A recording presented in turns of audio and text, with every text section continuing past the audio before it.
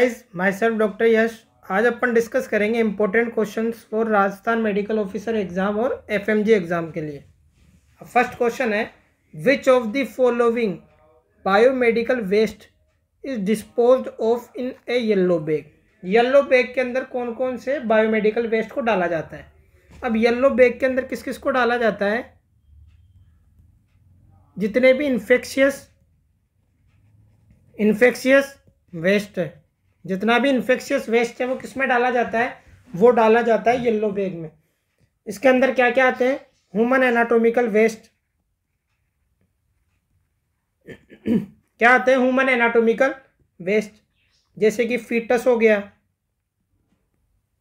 और क्या हो गया, ऑर्गन हो गया, या कोई टिश्यू हो गया, ये सब किस में जाएंगे, येलो बैग के अंदर। और क्या जाते हैं येलो बैग के अंदर, ब्लड बैग, क्या जाता है, ब्लड बैग। और जितने भी ह्यूमन बॉडी से सीक्रेटेड फ्लूइड है, जितने भी फ्लूइड जो ह्यूमन बॉडी से सीक्रेट होते हैं, जैसे कि ब्लड, स्पूटम, पस, ये सब किस में जाते हैं, ये सब जाते हैं येलो बैग में। तो येलो बैग में क्या क्या जा रहे हैं, इन्फेक्शियस वेस्ट हो गया, जैसे कि इसमें प्लेसेंटा भी आ सकता है, और जितने भी ह्यूमन एनाटॉमिकल वेस्ट है, foetus, organ, tissue, placenta, blood bag भी इसमें जाएगा, ह्यूमन बॉडी सीक्रेशन फ्लूइड भी इसमें जाएंगे, जैसे ब्लड, पस, जितनी भी चीज़ें। और क्या जाता है येलो बैग में, साइटोटॉक्सिक ड्रग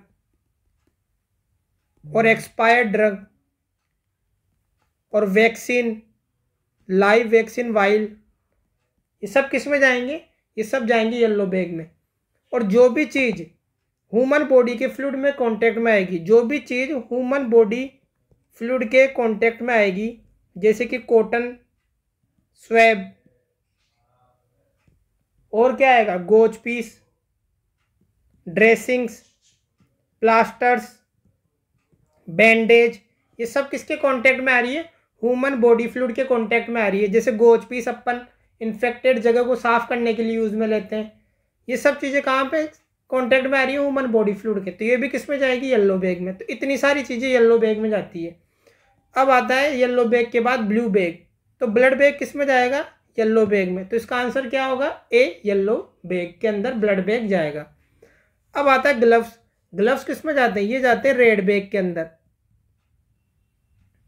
जितने भी प्लास्टिक से बने हुए सामान होंगे जो कि रिसाइक्लेबल है, वो किस में जाएंगे, रेड बैग के अंदर। जैसे कि हो गए gloves, plastic goggles, catheters, urine bag, syringe without needle, ये सब किस में जाएंगे, ये सब जाएंगे रेड बैग के अंदर। तो रेड बैग के अंदर क्या जाएगा, ये ग्लव्स किस में जाएगा, रेड बैग में। अब रेड बैग के बाद क्या आता है, वाइट। वाइट के अंदर क्या जाएगा, शार्प वेस्ट। तो जितना भी शार्प वेस्ट है वो किस में जाएगा, वाइट के अंदर। तो ऑप्शन सी किस में जाएगा, वाइट बैग के अंदर। यूरिन बैग किस में जाएगा, रेड बैग के अंदर। समझ में आ गया। तो रेड के अंदर जाएंगे प्लास्टिक से बने हुए सामान जो रिसाइकेबल है, और येलो बैग में जाएंगे इन्फेक्शियस वेस्ट, जैसे कि human anatomical waste, cytotoxic drug, ये सब किस में जाएंगे, येलो बैग के अंदर। अब आता है ब्लू बैग। ब्लू बैग के अंदर क्या जाता है, ब्लू बैग के अंदर क्या जाता है, ग्लासवेयर आइटम। जितने भी ग्लासवेयर के आइटम है वो किस में जाएंगे, ब्लू बैग के अंदर। और एक और क्वेश्चन आता है, orthopaedic implant, glassware, artificial pacemaker, ये किस में जाते हैं, ऑर्थोपेडिक इम्प्लांट, आर्टिफिशियल पेसमेकर, ये सब जाते हैं ब्लू बैग में। तो ब्लू बैग में क्या क्या जा रहा है, एक तो ग्लासवेयर के आइटम्स जितने भी, और ऑर्थोपेडिक इम्प्लांट, पेसमेकर, ये सब जाएंगे ब्लू बैग के अंदर। समझ में आ रहा है। अब दूसरा क्वेश्चन देखते हैं। सेकंड क्वेश्चन देखेंगे, mean pressure of pulmonary arteries. अब मीन प्रेशर का फॉर्मूला क्या होता है, आर्टरी के मीन प्रेशर का फॉर्मूला क्या होता है, आर्टरी के मीन प्रेशर का फॉर्मूला होता है systolic blood pressure plus 2 into diastolic blood pressure divided by 3। अब अपन को पल्मोनरी आर्टरी का मीन प्रेशर निकालना है। तो पल्मोनरी आर्टरी का सिस्टोलिक ब्लड प्रेशर कितना होता है, वो होता है 25। सिस्टोलिक ब्लड प्रेशर कितना होता है पल्मोनरी आर्टरी का, 25। और डायस्टोलिक ब्लड प्रेशर कितना होता है पल्मोनरी आर्टरी का, वो होता है 10। तो अपन इस फॉर्मूले में लगा के देखेंगे वैल्यू। तो सिस्टोलिक ब्लड प्रेशर हो गया 25, डायस्टोलिक ब्लड प्रेशर हो गया 10 डिवाइडेड बाई 3। कितना आया 25 + 20 डिवाइडेड बाई 3, 45 डिवाइडेड बाई 3 कितना आया 15 mmHg। तो इसका आंसर क्या होगा 15 mmHg। और ये क्वेश्चन आया हुआ है राजस्थान मेडिकल ऑफिसर एग्जाम में। उसमें क्या आया था क्वेश्चन, उसमें आया था कि मीन आर्टीरियल प्रेशर का फॉर्मूला क्या होता है। मीन आर्टीरियल प्रेशर का फॉर्मूला पूछा था उसमें। तो इसका फॉर्मूला मैंने बता दिया आपको, systolic blood pressure +2 × diastolic blood pressure divided by 3। और अगर पल्मोनरी आर्टरी का पूछ लेगा या तो याद कर लो या ये वैल्यू याद होनी चाहिए, दोनों में से कोई भी वैल्यू याद होगी तो अपन इसको निकाल सकते हैं। समझ में आ गया। अपन दूसरा क्वेश्चन देखते हैं। अब अपन देखेंगे third question, which of the following is correct about jugular Venus pressure. अब जेवीपी के बारे में अपन डिस्कस करेंगे कि जेवीपी कहाँ पर मेजर की जाती है, इसका प्रेशर कहाँ पे चेक किया जाता है। इसका प्रेशर चेक किया जाता है इन इंटरनल जुगुलर वेन। कहाँ पर मेजर किया जाता है, इंटरनल जुगुलर वेन पे। इसका नॉर्मल प्रेशर कितना आता है 5 से 8 सेंटीमीटर वाटर नॉर्मल प्रेशर होता है इसका। और कहाँ पर मेजर किया जाता है, इंटरनल जुगुलर वेन पे 8 एंगल ऑफ लुइस। और जो जेवीपी है ये ऑन डीप इंस्पिरेशन क्या करती है, ऑन डीप इंस्पिरेशन फॉल करती है जेवीपी। जब अपन डीप इंस्पिरेशन करते हैं तो जेवीपी फॉल करती है। अगर कोई कंडीशन हो जाए पैथोलॉजिकल जिसके अंदर on deep inspiration JVP rise करे तो उसको बोलते हैं अपन कुस्मोल साइन। समझ में आ रहा है। नॉर्मली डीप इंस्पिरेशन के टाइम जेवीपी फॉल करती है, लेकिन कोई पैथोलॉजिकल कंडीशन हो जाए जिसके अंदर डीप इंस्पिरेशन पे जेवीपी राइज करे, नॉर्मली फॉल करती है, अगर राइज करेगी तो उसको बोलते हैं कुस्मोल साइन। और ये कहाँ पर दिखता है कुस्मोल साइन, ये कहाँ पे दिखता है, ये दिखता है कंस्ट्रक्टिव पेरिकार्डाइटिस में। CPR से याद करेंगे, कंस्ट्रक्टिव पेरिकार्डाइटिस सी से, पी से हो गया पल्मोनरी एम्बोलिज्म, सी से हो गया कंस्ट्रक्टिव पेरिकार्डाइटिस, पी से हो गया पल्मोनरी एम्बोलिज्म, आर से हो गया रेस्ट्रिक्टिव कार्डियोमायोपैथी और right sided congestive heart failure. तो CPR से याद करेंगे constrictive pericarditis, pulmonary embolism, R से हो गया रेस्ट्रिक्टिव कार्डियोमायोपैथी और right sided congestive heart failure. Normally fall करती है, लेकिन इन कंडीशन में जेवीपी राइज करेगी ऑन डीप इंस्पिरेशन। अब एक और चीज़ याद करना, ये भी कई बार पूछते हैं कि कार्डियक टेम्पोनार्ड में क्या दिखता है। कार्डियक टेम्पोनार्ड में कुस्मोल साइन एब्सेंट होता है, कंस्ट्रक्टिव पेरिकार्डाइटिस में प्रेजेंट होता है और कार्डियक टेम्पोनार्ड में एब्सेंट होता है कुस्मोल साइन। इसके अंदर कैसी टाइप की वेव दिखती है, non pulsatile rise in JVP. ये कहाँ पर दिखती है, कार्डियक टेम्पोनार्ड में। तो अपन ने अभी तक क्या क्या पढ़ा, जेवीपी का नॉर्मल प्रेशर होता है 5 से 8 सेंटीमीटर वाटर, जिसको इंटरनल जुगुलर वेन पे मेजर किया जाता है at the angle of Louis. Normally JVP fall करती है डीप इंस्पिरेशन में, अगर नहीं करती है तो उसको कुस्मोल साइन बोलते हैं, जिसको याद करने की ट्रिक है CPR, constructive pericarditis, pulmonary embolism और आर से हो गया right sided congestive heart failure और रेस्ट्रिक्टिव कार्डियोमायोपैथी। अब फर्स्ट ऑप्शन देखते हैं, मेजर्ड फ्रॉम जीफी एक्सटर्नम। तो ये तो हो गया गलत। ये कहाँ पर मेजर की जाती है, इंटरनल जुगुलर वेन पे at the angle of Louis. तो ये ऑप्शन हो गया गलत। फिर सी ऑप्शन देखो, rises with deep inspiration in normal person, ये भी गलत है। नॉर्मल पर्सन पे राइज नहीं करती, फॉल करती है। अगर वो राइज कर रही है तो नॉर्मल नहीं है कंडीशन। वो किस में दिखता है, CPR से जो मैंने ट्रिक बताई है उससे, कंस्ट्रक्टिव पेरिकार्डाइटिस से, पल्मोनरी एम्बोलिज्म और राइट साइडेड हार्ट फेलियर और रेस्ट्रिक्टिव कार्डियोमायोपैथी। अब बी ऑप्शन देखते हैं, V waves occur in isovolumetric contraction, ये भी गलत है। आइसोवॉल्यूमेट्रिक कॉन्ट्रैक्शन में कौन सी वेव दिखती है, सी वेव। अभी मैं बताऊंगा कौन कौन सी वेव कौन से फेज में दिखती है, एक साथ एक टेबल बनाऊंगा, उसको याद कर लेना। IVC आइसोवॉल्यूमेट्रिक कॉन्ट्रैक्शन में सी वेव दिखती है, ना कि वी वेव। समझ में आ रहा है। तो ये भी गलत हो गया। अब आता है बचा ऑप्शन डी, तो ये इसका आंसर होगा, वाई डिसेंट अकर इन रैपिड वेंट्रिकुलर फिलिंग फेज। अब मैं एक टेबल बता रहा हूँ कौन कौन सी वेव कौन से फेज में दिखेगी कार्डियक साइकिल में, ये याद होनी चाहिए। अब कौन कौन सी वेव कौन से फेज में दिखती है अपन याद करते हैं। जेवीपी की सबसे पहली वेव कौन सी होती है? A wave. ए वेव क्यों प्रोड्यूस होती है? Due to atrial systole. A wave कब प्रोड्यूस होती है? जब एट्रियल सिस्टोल होता है। और ऐसी कौन सी कंडीशन होती है जहां पर एट्रियल सिस्टोल एब्सेंट होगा? वो होती है एट्रियल फिब्रिलेशन और एट्रियल फ्लटर। इन दोनों कंडीशन में एट्रियल सिस्टोल नहीं होता, तो इन कंडीशन में ए वेव भी फिर एब्सेंट होगी। तो ए वेव कहाँ दिखती है? एट्रियल सिस्टोल में। फिर ए वेव के बाद कौन सी वेव आती है? सी वेव। ये कहाँ पर दिखती है? आइसोवॉल्यूमेट्रिक कॉन्ट्रैक्शन में।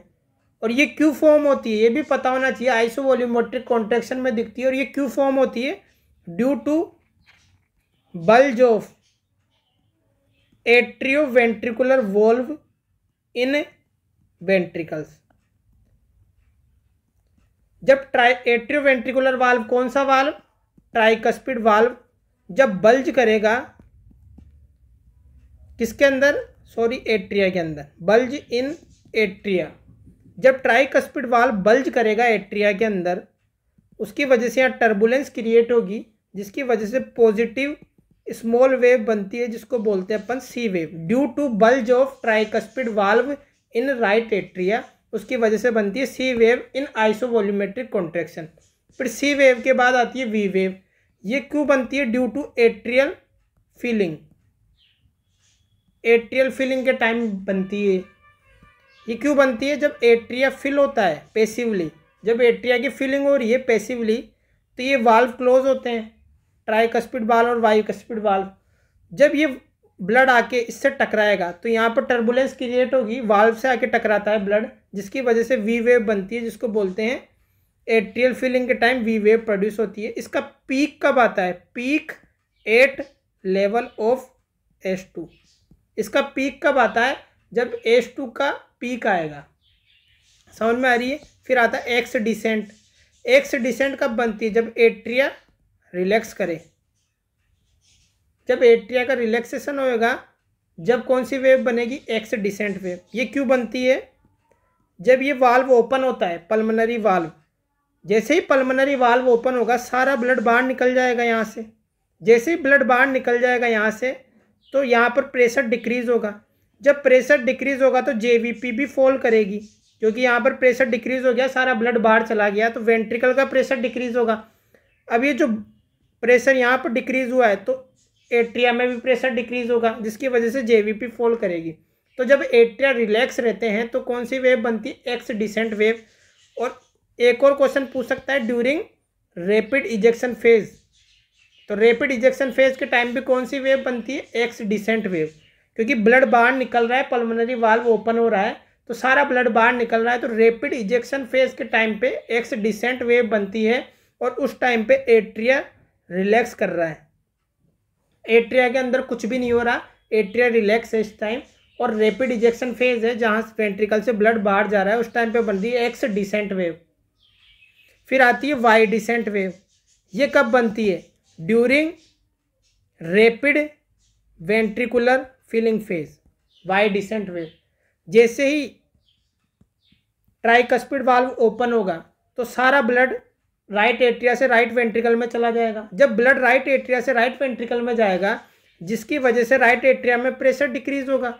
जैसे ही प्रेशर डिक्रीज होगा तो जेवीपी फॉल करेगी, जिसकी वजह से नेगेटिव वेव बनती है, जिसको बोलते हैं वाई डिसेंट वेव। ये कब बनती है? During rapid ventricular filling phase. समझ में आ रहा है? तो ए वेव बन रही है एट्रियल सिस्टोल से, सी वेव बन रही है आइसोवॉल्यूमेट्रिक कॉन्ट्रैक्शन से, वी वेव बन रही है एट्रियल फिलिंग, जिसका पीक कब आता है? At the level of H2। जब H2 का लेवल आता है उस पर इसका पीक आता है। एक्स डिसेंट कब बनती है? During atrial relaxation. कब बनती है एक्स डिसेंट वेव? जब पल्मोनरी वाल्व ओपन होता है और सारा ब्लड बाहर निकल जाता है। During rapid ejection phase X descent wave बनती है। इस टाइम पे एट्रिया क्या है? रिलैक्स है। वाई डिसेंट वेव कब बनती है? During rapid ventricular filling phase. समझ में आ गया? दूसरा क्वेश्चन देखते हैं। फोर्थ क्वेश्चन देखते हैं। An ANM receives 2 open vial from the previous sessions, one BCG vaccine while another OPV vaccine while, which can be used for immunization round अब ये क्वेश्चन किसका है? ओपन वाइल पॉलिसी का। Open while policy का मतलब क्या होता है? जिसको अपन 28 डेज तक काम में ले सके, जिसको अपन 28 दिन तक काम में ले सके। इसके अंदर अपन को कोल्ड चेन मेंटेन करनी पड़ेगी, कोल्ड चेन मेंटेनेंस। ऐसी वैक्सीन जिनको अपन ओपन करने के बाद 28 दिन तक काम में ले सके, लेकिन अपन को इस टाइम पे कोल्ड चेन मेंटेन करनी पड़ेगी। इसका टेम्परेचर तो मेंटेन करना पड़ेगा, लेकिन इनको 28 दिन के लिए काम में ले सकते हैं ओपन करने के बाद। अब ऐसी कौन कौन सी वैक्सीन होती है? जितनी भी टी सीरीज की वैक्सीन है, जितनी भी टी सीरीज की वैक्सीन है, जैसे डीपीटी, टिटनस की वैक्सीन, डिप्थीरिया टॉक्सोइड की वैक्सीन, हेपेटाइटिस की वैक्सीन, सब में टी आ रहा है। हेपेटाइटिस, डीपीटी, पेंटावेलेंट, ओपीवी भी ओपन वाइल पॉलिसी में आती है, एफआईपीवी भी ओपन वाइल पॉलिसी में आती है।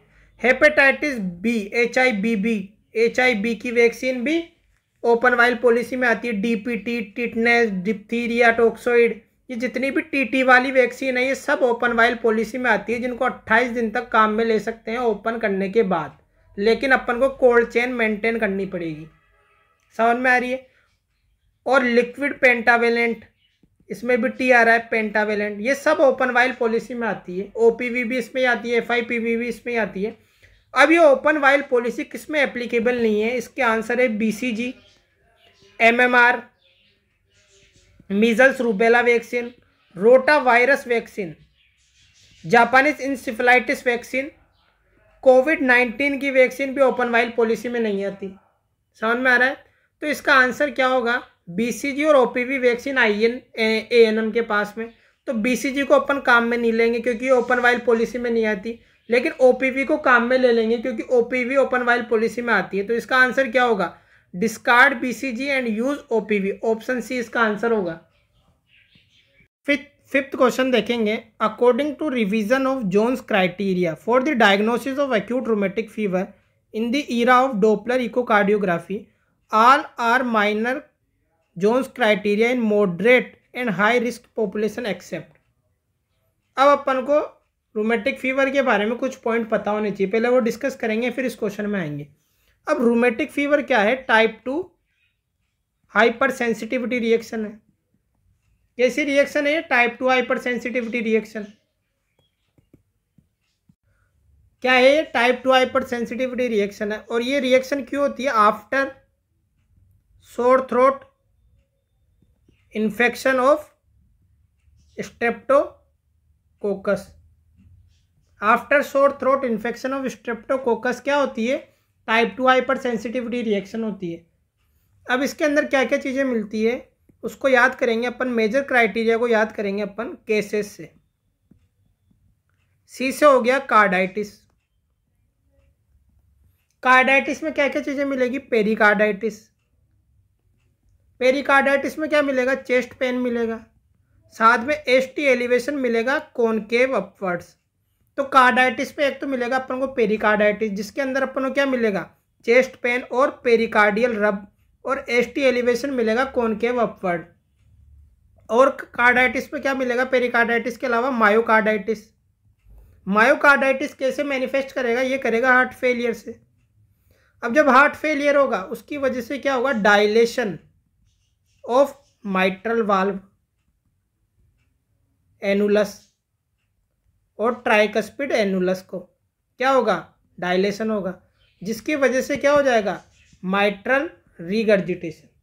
माइट्रल रिगर्जिटेशन क्यों हो रहा है? Due to dilation of mitral valve और ट्राइकस्पिड वाल्व एनुलस। इसके अंदर फंक्शनल माइट्रल रिगर्जिटेशन हो रहा है। नॉर्मली जब माइट्रल रिगर्जिटेशन होता है, जो कोडा टेंडिनी होती है वो डैमेज करती है। जैसे ही वो डैमेज करेगी तो माइट्रल वाल्व ऊपर की तरफ रिगर्जिटेट कर जाता है जब कोडा टेंडिनी रप्चर होती है। लेकिन रूमेटिक फीवर में क्या हो रहा है? एनुलस डायलेट कर रहा है। जो माइट्रल वाल्व और ट्राइकस्पिड वाल्व का एनुलस है वो डायलेट कर रहा है, जिसकी वजह से क्या होगा? जो लीफलेट है वो ऊपर की साइड प्रोलेप्स कर जाएगी या रिगर्जिटेट कर जाएगी। तो ये क्या है? फंक्शनल माइट्रल रिगर्जिटेशन है। अब इस माइट्रल रिगर्जिटेशन की वजह से क्या हो जाएगा? Pulmonary oedema, heart failure. समझ में आ रहा है? तो मायोकार्डाइटिस हो गया हार्ट फेलियर। और एंडोकार्डाइटिस भी मिलेगा कार्डाइटिस में। जिसकी वजह से क्या हो सकता है, माइट्रल स्टेनोसिस इन चाइल्ड और mitral stenosis in adult, sorry, और माइट्रल रिगर्जिटेशन इन चाइल्ड। अगर कोई आपसे पूछे most common valvular lesion in child due to rheumatic fever, तो आपका आंसर क्या होगा, माइट्रल रिगर्जिटेशन। चाइल्ड के अंदर माइट्रल रिगर्जिटेशन मिलता है और अडल्ट के अंदर माइट्रल स्टेनोसिस मिलता है। समझ में आ रहा है। अब मेजर क्राइटेरिया को याद करने की, सी से हो गया कार्डाइटिस के अंदर 3 चीज़ें पढ़ ली, पेरिकार्डाइटिस, मायोकार्डाइटिस, एंडोकार्डाइटिस।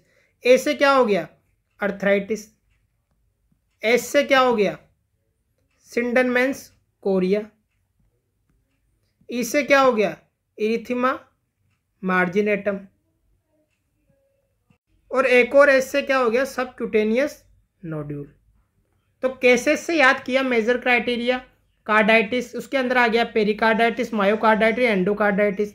ए से हो गया अर्थराइटिस, एस से हो गया सिंडनमेंस कोरिया, ई से हो गया इरिथीमा मार्जिनेटम, एस से हो गया सबक्यूटेनियस नोड्यूल। अब ये तो हो गए मेजर क्राइटेरिया। अब माइनर क्राइटेरिया भी याद होना चाहिए। माइनर क्राइटेरिया को याद कैसे करेंगे, माइनर क्राइटेरिया को याद करेंगे अपन फ्रेप से। एफ से हो गया फीवर, आर से हो गया रेज्ड ईएसआर। ईएसआर कितना होना चाहिए, more than 30 mm per hour. R से हो गया रेज्ड ईएसआर और सीआरपी। सीआरपी कितना होना चाहिए, more than 3 milligram per decilitre. F से हो गया फीवर, आर से हो गया raised ESR, ESR more than 30 mm per hour, CRP हो गया 3 मिलीग्राम पर डेसीलीटर से ज़्यादा या इक्वल। ए से क्या हो गया, अर्थरेल्जिया।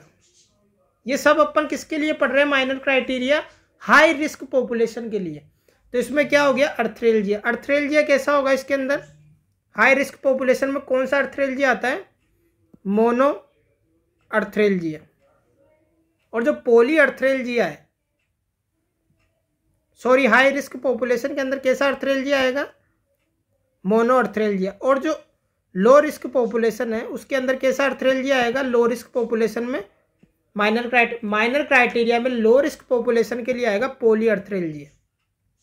इंडिया कैसी पॉपुलेशन है, इंडिया है हाई रिस्क पॉपुलेशन, तो इंडिया के अंदर माइनर क्राइटेरिया में आएगा मोनो अर्थरेल्जिया। अगर एक जॉइंट के अंदर भी इन्फ्लामेशन है, सिर्फ एक जॉइंट के अंदर भी इन्फ्लामेशन है, उसको बोलेंगे अपन माइनर क्राइटेरिया में इन हाई रिस्क पॉपुलेशन। और अगर पॉली अर्थरेल्जिया है हाई रिस्क पॉपुलेशन में, तब अपन उसको माइनर क्राइटेरिया में इन्वॉल्व करेंगे। माइनर क्राइटेरिया में लो रिस्क पॉपुलेशन के अंदर पॉली अर्थरेल्जिया नहीं आएगा। फिर तो इसका आंसर क्या होगा, इसका आंसर होगा ऑप्शन सी, पॉली अर्थरेल्जिया। तो समझ में आ रहा है। ए से हो गया अर्थरेल्जिया, पी से हो गया प्रोलॉन्ग पीआर इंटरवल, और एक और पी से हो गया प्रीवियस रोमेटिक फीवर। तो माइनर क्राइटेरिया में क्या क्या आ रहा है, फ्रेप से फीवर, रेज्ड ईएसआर। ए से हो गया अर्थरेल्जिया। अब अर्थरेल्जिया कैसा होना चाहिए, हाई रिस्क पॉपुलेशन में मोनो अर्थरेल्जिया, और लो रिस्क पॉपुलेशन में होना चाहिए पॉली अर्थरेल्जिया। समझ में आ गया। तो इसका आंसर होगा पॉली अर्थरेल्जिया। पॉली अर्थरेल्जिया माइनर क्राइटेरिया में हाई रिस्क पॉपुलेशन में नहीं आता, हाई रिस्क पॉपुलेशन में मोनो अर्थरेल्जिया आता है, ये लो रिस्क पॉपुलेशन में आता है माइनर क्राइटेरिया में। समझ में आ गया। तो आज का लेक्चर यही खत्म होता है। Please like and subscribe this channel.